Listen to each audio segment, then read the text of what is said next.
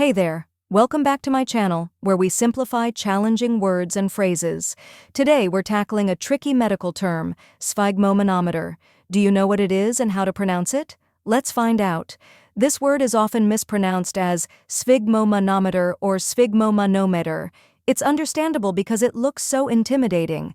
But don't worry, I'll break it down so you can say it with confidence. The correct pronunciation is sphygmomanometer.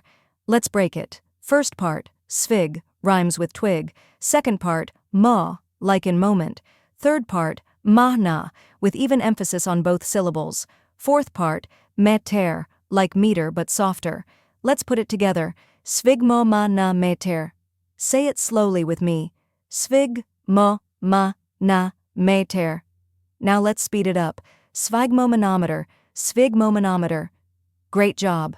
A sphygmomanometer is the medical device used to measure blood pressure. It's a crucial tool for doctors and nurses, and it's often paired with a stethoscope to give accurate readings. Now you've mastered the pronunciation of sphygmomanometer. How cool is that?